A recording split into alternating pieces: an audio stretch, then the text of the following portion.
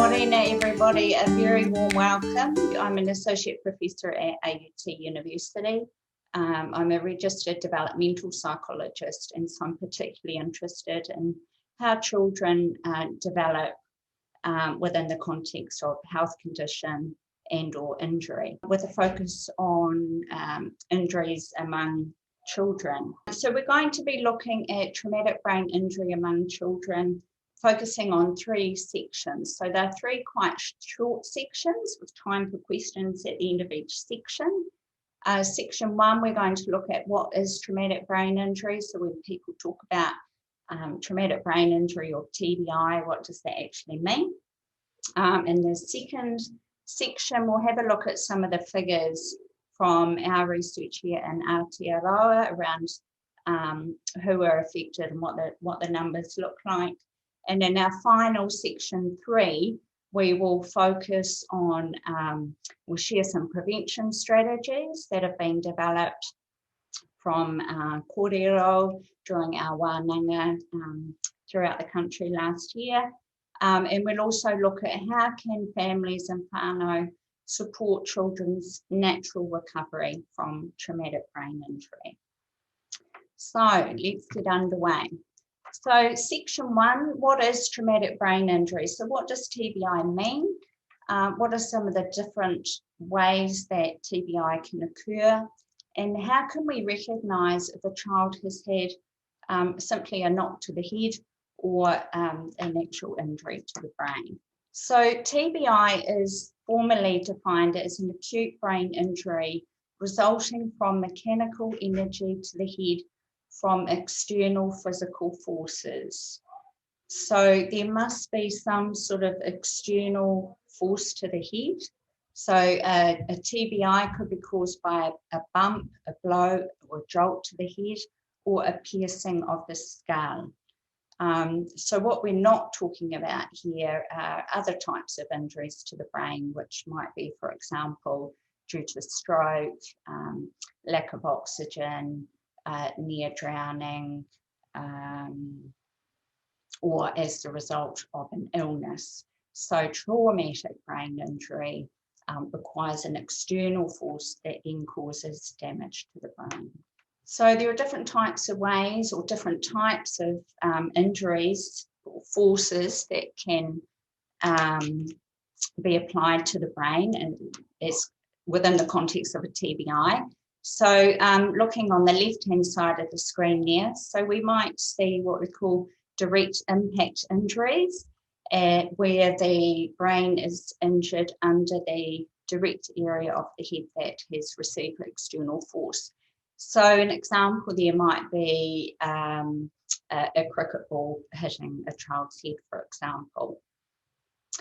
The next one along there under types of traumatic brain injury are acceleration, deceleration injuries. So these injuries often occur when the brain is travelling along, or a person is travelling along at speed, and they come to a sudden stop.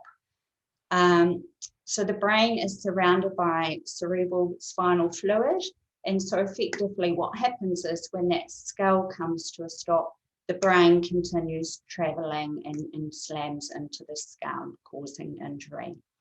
These types of acceleration, deceleration injuries can be quite common within the context of motor vehicle accidents.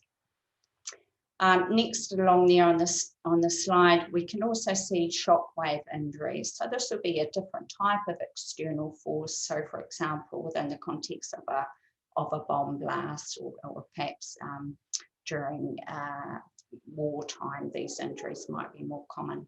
And we can also see, particularly in young children, what we call coup contra coup injuries. So, and these types of injuries may be particularly common within what we might call abusive head trauma or shaken baby syndrome.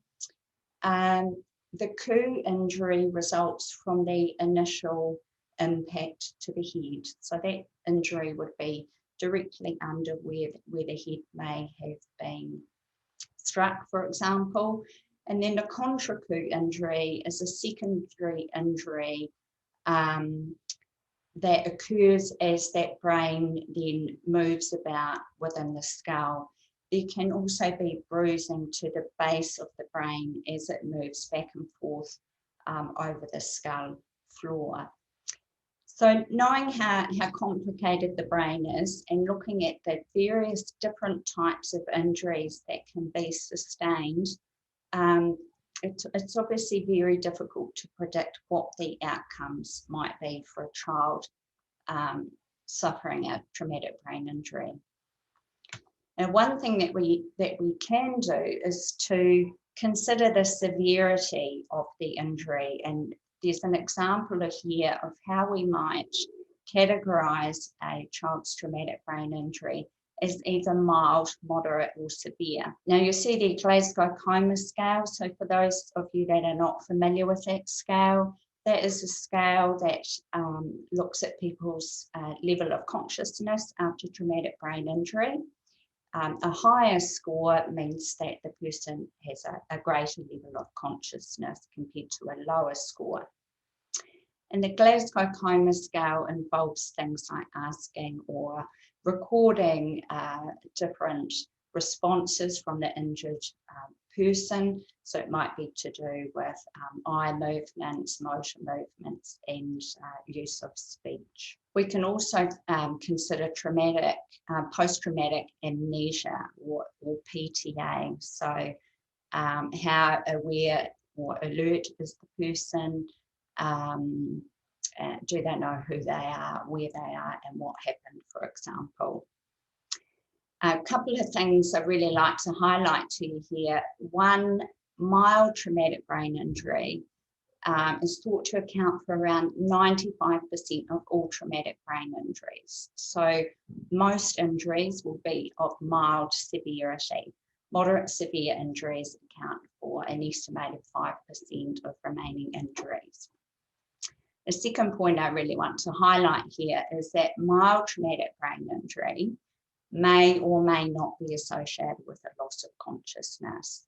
So sometimes we'll speak with families and maybe a child has had an injury, and because there was no loss of consciousness, there may be an assumption that there has been no injury to the brain, but that is not necessarily the case. Finally, just speaking to this slide, given mild traumatic brain injuries account for about 95% of all TBI, we are predominantly focusing on mild injuries in this webinar. So while we might refer to a mild traumatic brain injury, a mild injury to the brain is still a very serious injury that does require prompt medical attention. The name, the label is a little bit misleading. Mild doesn't mean that we don't need to seek support for a child. A mild injury is still a very serious injury. And if we look at children aged 0 to 14 years, actually mild TBI accounts for slightly higher, 97% of all traumatic brain injuries. I just want to spend a few moments here to introduce you, if you're not familiar with them already, to ACC's 6 R's. Now these have primarily been developed around support in the context of traumatic brain injury during sport. The ACC are currently working on another more generic version around simple steps to follow if it's suspected that a child has had a TBI. So first, recognise the signs and symptoms, which we'll have a look at on our next slide. Second, removing the child from the activity. So whether that be sports, it might be removing the child from play at the time of injury, as another example. Step 3, refer the child to a doctor for an assessment. So again, that clear messaging, even if it might be a possible mild TBI, it's best to get the child checked. 4, resting until symptom-free. 5, we often talk about gradually returning to activity. So monitoring recovery slowly getting back to life as usual. And we'll talk a little bit more in the final section this morning about how we can support children's recovery. And then 6, returning slowly and seeking medical guidance is also really important advice should symptoms be prolonged. So it's ACC's 6 R's. There's a link there if you'd like to find out more about those. So finally in this section, how do we recognise if a child has injured their brain? What sorts of things might we see? What sorts of things might the child feel? So if you have a look on the left-hand side of the screen there are physical symptoms. So these are things that we might see, perhaps as a parent after a child's had an injury. The child may be confused or disorientated. They may be a little bit dizzy, perhaps they're unable to keep their balance. There may or may not have been a loss of consciousness. The child may have amnesia, so they don't remember what happened. How did I end up here under the swing in the playground? There may be a visible injury to the face or head. They may be holding or clutching their head. There may be nausea or vomiting, problems with speech, and they may be just a little bit out of sorts. Clinical symptoms are things that the child might feel. So a child might say, I just really feel a bit funny, Mum. Maybe they feel more irritable than usual. There may be some sensitivity to light or noise. Excessive tiredness, persistent headache that just is not going away. They may be more emotional than usual. So perhaps they're quite teary and crying at the drop of a hat. And they may have trouble thinking and concentrating. So they might feel a bit like things are a bit fuzzy and a bit slow. Now, in very young children, it can be difficult because we can't ask them how they're feeling, and we may or may not have seen when they've had an injury. So what we'd be looking for is unusual behaviour. So them being out of sorts, maybe there are changes to eating and feeding habits. There may be persistent crying, and the usual things that mum or dad might do perhaps are not working as effectively as usual in terms of calming the child down. The child may be drowsy. They may have lost interest in toys or other activities that they would usually enjoy. And there may be changes in sleeping habits. And importantly, these types of symptoms, the physical symptoms, clinical or additional symptoms, may or may not be present after a mild traumatic brain injury, and they may be present in any combination. So it's not that all of these things will be present, but some of them may. Some of these symptoms might be present quite soon after injury. So within minutes after an injury to the brain, the body starts to have its own responses. But it may also be that it may be hours or days before we see some of these symptoms in a child. I'd just like to pause now and encourage you all to use the chat option. Laura's there keeping an eye on any questions. Here we go, I've got a question. I'm a planted nurse. Sometimes babies fall out of couches and etc. Should they always see a GP? Use any external knock to the head would be really important for a child, just to err on the side of caution. Only a medical doctor can confirm a concussion, which is a type of mild traumatic brain injury, or more severe traumatic brain injury. Because it's obviously an injury we cannot see, that would certainly be my recommendation to seek medical advice, and that's also the same messaging coming from ACC. Can you please explain the difference between a mild TBI and a concussion? Yeah, really good question. So a concussion is a type of mild traumatic brain injury. So if we think of a sort of spectrum of injuries, so we have mild, moderate, severe TBI, then within that mild category, concussion would be at the less severe end of that mild TBI category. Hopefully that's helpful. But concussion it's not something different. It's included in mild traumatic brain injury. It is an injury to the brain. Is acceleration and deceleration the same as coup and contra-coup injuries? They're slightly different. So particularly in young children. So young children have a higher water content in their bodies and in their brains. So young children particularly vulnerable to coup, contra-coup injuries. They could be similar in that there might be injury to the brain in more than one area. So acceleration, deceleration injuries, certainly there can be injury at the point of impact or where the skull has stopped and the brain is hitting that skull. And there is also the possibility that there would be a contra-coup injury where the brain then is sent back and hits the opposite side of the skull. So there is some similarity there, but coup, contra-coup injuries, particularly young children, particularly susceptible to those types of injuries given the higher water content around the brain. Is throbbing after a head bump a symptom to be concerned about? Again, I suppose going back to the general advice that if there's been an external blow to the head and there's throbbing, then yes, again, would suggest seeking medical input. So visiting the family GP. What kind of scan is needed after a acceleration or deceleration incident?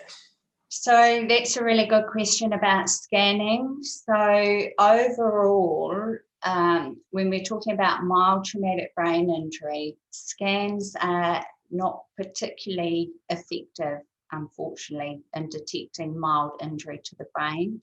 So whether it's different types of scanning, MRI, CT, mild traumatic brain injury is often not detected by scans. So often, in the case of mild TBI, people often won't have a scan. And it's something that really the medical profession is grappling with around how do we say definitely that a child has or has not had a mild traumatic brain injury. At the moment, we're highly reliant on information provided by parents, information about the injury and also how the child was shortly after injury. So it's really comes down to the medical professional to make that call. So we've had a look in an introductory way at what traumatic brain injury is, and now I'd like to share with you some figures largely based on research that we've done here in the Waikato as part of a study called the Bionic Study, Brain Injury Incidents and Outcomes New Zealand and the Community. So it's a study funded by the Health Research Council of New Zealand, and in part what we looked at was how many people have a traumatic brain injury, whether it's mild, moderate or severe, over a 1 year period across all age groups. So I'll draw partly in this section on some of our findings from that research.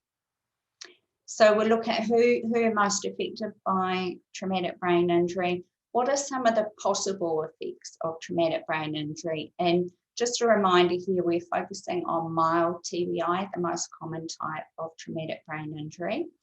And also just to say that many children will recover well after a mild traumatic brain injury, but some will go on to have difficulties. And we'll also look at what are the leading causes of traumatic brain injury. So based on the figures from our research in the Waikato, which was undertaken, we captured all, or endeavoured to capture all traumatic brain injuries in the Waikato region from March 2010 through to end of February 2011. And based on those figures, it's estimated that more than 50 million people worldwide sustain a traumatic brain injury each year. So as probably you'll all know, and given the response to this hui, it's a huge issue, not only for those that are injured, but also for their family, whānau, and also a huge cost to society. So it's estimated about half of the world's population will have one or more traumatic brain injuries over their lifetime. So if you're speaking with people and you actually start talking about traumatic brain injuries, many people have already had an injury, perhaps during childhood, and may have had multiple injuries.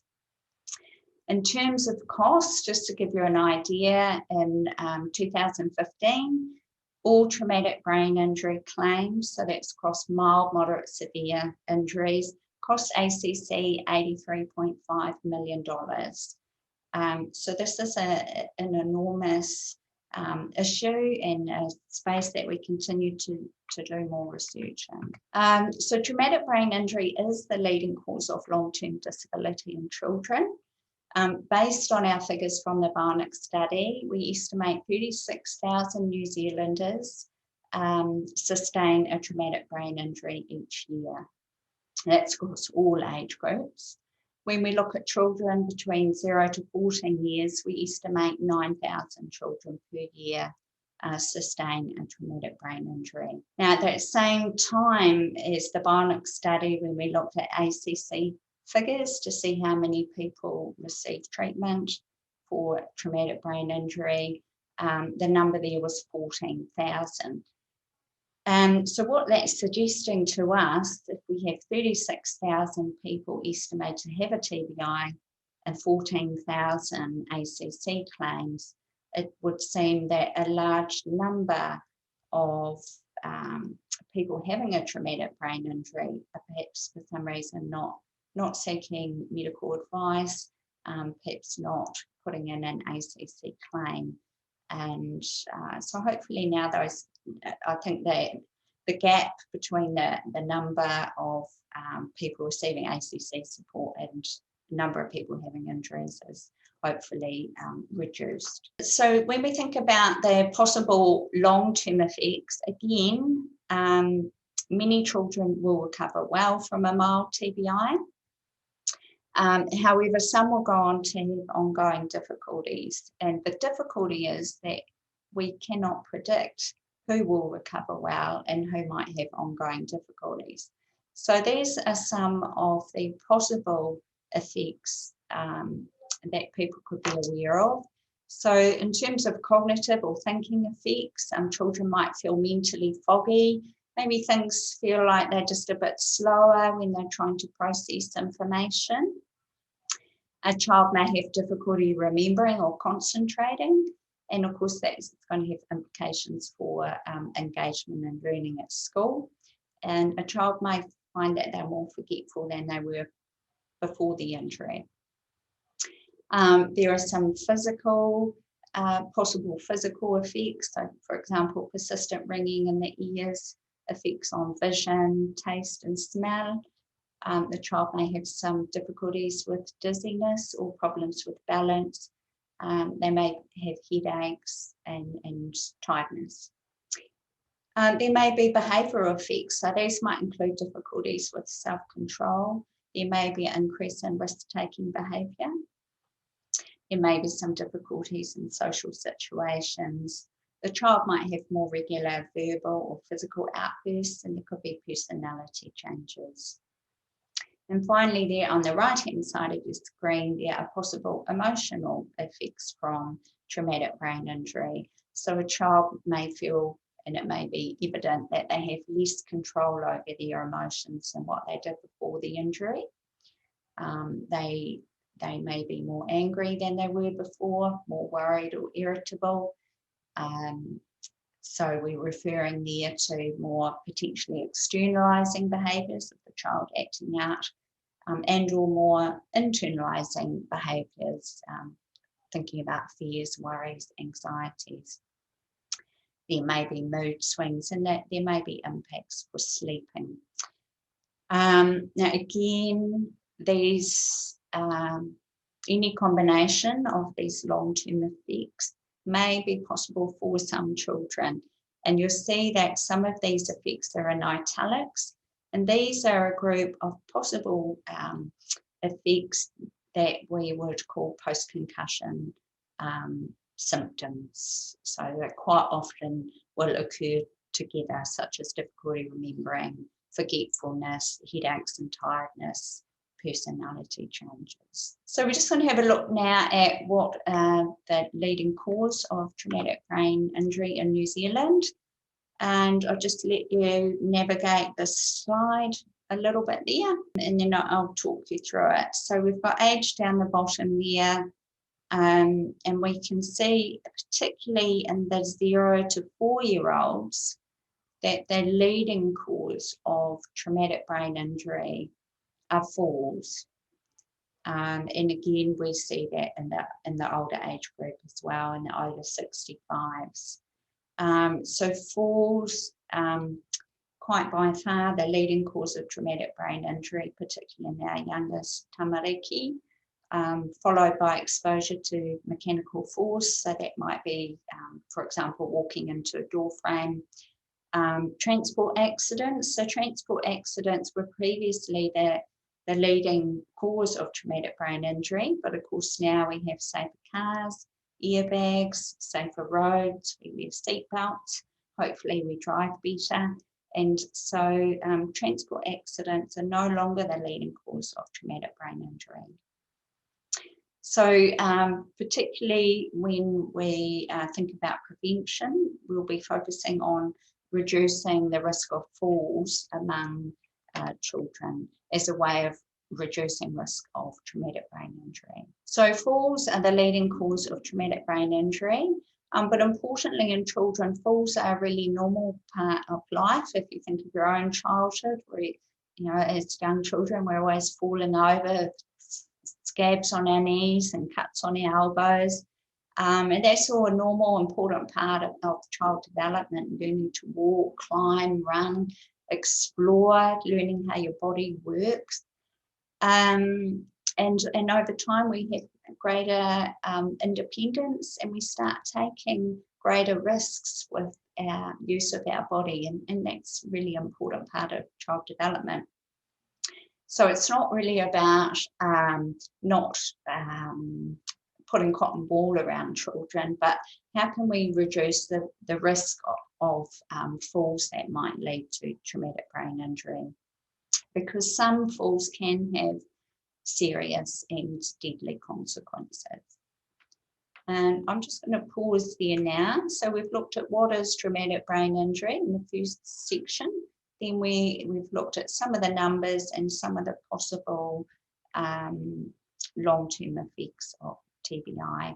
And I'm just going to pause now and hand back to Laura for any questions. Is there a difference between Māori and non-Māori traumatic brain injury? And do you know any stats around it? Yes, certainly. It's a really good question. So in terms of injury itself, you know, I'm not sure there'd be any differences between different ethnic groups.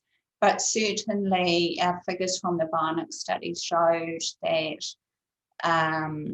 there was a greater proportion of Māori with traumatic brain injury than non-Māori. So there does appear to be a greater risk here, and that's likely due to a multitude of different reasons. But definitely, you know, it's a particular area that we'll be focusing on in our research shortly. So we're just about to start what we're calling the Barnett 2 study, where we will re-look at the numbers around traumatic brain injury. So again, capturing cases over a 1-year period in the Waikato, to look at whether any figures have changed. And particularly there will also be looking closely at healthcare service access and any barriers to accessing services. But to go back to your question around, which I think was around differences in traumatic brain injury rates across ethnic groups, yes, we do see relatively higher risk among Māori. Thank you, Dr. Kelly. This might be one we take offline, but I'll just pose the question anyway. Do you have a recent breakdown on the transport traumatic brain injury causes for the 0 to 14 age group? That would probably be a good one to have a bit more of a think about, and I'd be really happy to look into that. Our figures from, so the latest figures we would have would be from 2010 to 2011 from the whānau study. We may not have the detail that you might be looking for, but really happy to follow up and carry on the conversation around that and look at what data we do have available if it's helpful. How many TBI are related to family harm within the study? That's a really, really good question, and I can't give you a figure or proportion off the top of my head, but I know that the number of assaults, or what we would call intentional injuries, was very low in the whānau study. I suspect that is partly reflective of the difficulty of capturing those injuries. It's a really good question. Certainly falls were by far the leading cause of traumatic brain injury, but I do suspect there would have been cases of intentional injuries that we didn't capture in that whānau study. So we've looked at what is TBI, what do the figures look like in New Zealand. Section 3, we're just going to touch briefly on how we might prevent a traumatic brain injury among children, with a particular focus on the home, and also what family and whānau can do to support the brain's natural processes for recovery. So focusing first on fall prevention, what we've done here, obviously the risks for falls change as a child ages. So particularly young children are reliant on their caregivers for prevention of TBI. And then we look at the 2 to 4 year olds, where children start to get out and about, more mobile. Any of you with young children know that's a really busy time as a mum or dad. And then the 5 to 9 year olds have sort of been there, done that, and they're out doing their own thing. And so the risk for falls will change obviously across these age groups.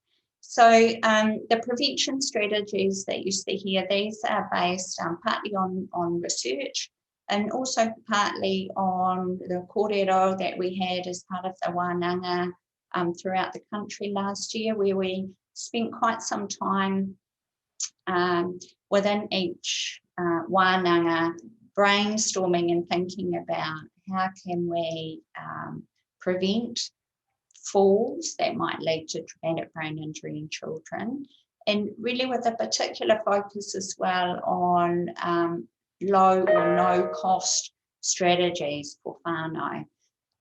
So just pick out some of the key ones in the 0 to 1 year old group. So it could be simple things like changing baby on the floor, making sure there are safe, clear spaces for standing or walking around, perhaps while holding baby, using cushions or corner cushions on furniture. The use of fixed safety devices at the top and the bottom of stairwells, and of course window latches. And what I would encourage you all to do, if resourcing is an issue, is to contact Safe Kids to see if there might be any funded resources available in your area, such as these types of fixed safety devices.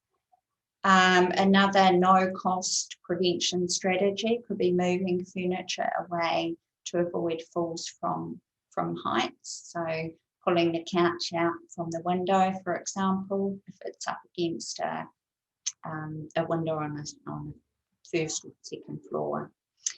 Discouraging the use of baby walkers, I'm sure you're all familiar with that. And of course, using the safety straps that are available in high chairs, strollers, etc. Moving on to the 2 to 4-year-old age groups, the curious. So correct installation of play equipment. So that might be a swing and slide set, some sort of cubby house, for example. Introducing the use of helmets and other protective equipment. Creating a barrier between play areas outside and the driveway. I'm sure that's a message that you've all heard before. Another no-cost strategy would be teaching a child how to safely navigate stairs if there are multiple stories in the house. So, for example, going down backwards 1 step at a time. The use of non-slip mats for bath time, and perhaps having some simple, clear rules for tamariki. So that might be, for example, no running in the house. For the 5 to 9-year-olds, so they're out and about doing a bit more. So some prevention areas could be trampoline etiquette, perhaps 1 child on the trampoline at a time. Using the correct safety gear for sports they may be involved in. A good no-cost one, apart from perhaps quite a bit of time, teaching children how to tie their shoelaces correctly, so there's less likelihood of a trip leading to a fall. Education around safe use of swings, so holding on with 2 hands, not swinging empty swings, which children tend to love to do, or twisting the chains on swings before use. Another low-cost prevention strategy, visiting playgrounds that use that safe ground cover. And with this older age group, another strategy that we can use is to actually start to teach children about their brain, about how important it is and how to take care of it. So in this next slide, these are 2 great resources that we come across as part of our preparation for the wānanga. Particularly there on the left, My Brain Robbie. It's an adorable little video. Robbie the brain talking about all the things he can do and how children can look after him and keep him healthy and avoid injury. So I recommend you to have a look at both of those resources, particularly that My Brain Robbie is just a lovely resource that I think would be well received by children in that 5 to 9-year-old age group. So in terms of, so we've thought about some prevention strategies. Injuries will happen in the case of a child having an external knock to the head. Then again, the advice is take them immediately to GP, family doctor for an assessment. Better to be on the safe side. Only a doctor can confirm or exclude a diagnosis of concussion or more severe TBI. And importantly, I would suggest encouraging families to lodge an ACC claim. As I mentioned, when looking at some of the possible longer-term effects of even mild traumatic brain injury, it's impossible to know who will recover well and who won't. So best to have that ACC claim lodged. And importantly also to encourage families to follow up again with the GP if symptoms are ongoing within 1 to 2 weeks after the injury. There are quite a few things that family and whānau can do at home to help support a child's natural recovery. So starting on the left there, plenty of rest and sleep, thinking about how to promote a positive mood in the child. So there's research to show that somebody's mood can really have a big influence on how well they recover. So that might include maybe a short visit from a friend a few days after injury, perhaps talking with Nana on the phone for a short while, that type. Continuing around there, so breaks in a quiet environment can be helpful. If there's somewhere quiet in the house, so perhaps a child can just have a few minutes to themselves. And with usual limits, advice for screen time. So, and linking that back to positive mood, if a child, would really like to spend 10, 15 minutes on their tablet, then maybe that's fine and would help with promoting a positive mood. Reducing risks of headaches and vomiting. So that can be done by making sure that the child is having small, regular amounts of water and also food. So perhaps rather than having a main meal at lunchtime, it might be breaking up that sandwich and having a little bit throughout the day. So small, regular amounts to drink and to eat. Really importantly, there at the bottom of the screen, it's important that we focus first on successful return to school before sport. So if a child is not managing a whole day at school, then they're not ready to return back to the sports field. It may be that the child just starts with half a day back at school. They need to be able to cope with a full day at school before going back to sport. And that's all related to this gradual return to normal daily activities. So I'll just break that down a little bit further about the gradual return to activities. So within 1 to 2 days of the injury, so mental rest is recommended with limited screen time. So just as if we sprained our ankle, we're not going to go and run a marathon, we need to rest the ankle. Same with the brain. If there's been an injury to the brain, then it needs to have a bit of time where there's less processing and work going on. It's recommended within that first 1 to 2 days after injury to be limited to light physical activity. So perhaps just going for a short walk. Several years ago, prolonged rest was recommended. However, this is no longer recommended. So some light activity has been shown to be helpful for recovery. At 2 to 3 days post-injury, that's where we might think about slowly increasing the cognitive load or the use of the brain, maybe having some more social interactions. Again, still limited to light physical activity, but we might begin gentle activities. For example, in the case of a very young child, this might mean spending a little bit of time looking at a well-loved picture book, for example, or perhaps listening to some music. 3 to 4 days post-injury, and remember we're focusing here really on mild traumatic brain injury. Depending on age of the child, this is where we might think about them returning to school or perhaps to day care. And that might be for half a day initially, or maybe for one particular subject, maybe a subject that has a lower cognitive impact compared to, for example, maths. It's recommended that a child spends 1 to 2 days at each of these steps.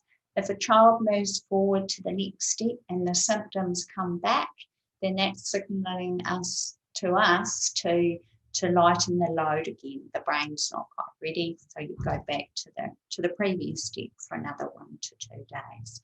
So remember, it's a gradual, slow return to usual activities. In terms of other support, and I also just want to take this opportunity, in case some of you are not aware of the Brain Injury Association of New Zealand. So this is a not-for-profit association, and their particular vision is to listen, support and educate, with a focus on those that have had a traumatic brain injury and also their family whānau. Brain Injury New Zealand, they have 14 regional associations throughout the country. So if you look at the website, there should be one nearby you. Brain injury, they run education sessions. They also run support groups for people affected by traumatic brain injury, and also a great provider of information. So I really encourage you, if you want to find out more, certainly you're welcome to contact me. For family whānau, brain injury would be a really good place to go for additional support. And just before I move on to questions, I did just want to really encourage any of you to reach out to me if you don't get to ask your question. during this hui, and just to thank you all so much for your time. Laura, I'll pass over to you for any question. Do the time periods for the post-injury recommendation change depending on the severity of the traumatic brain injury?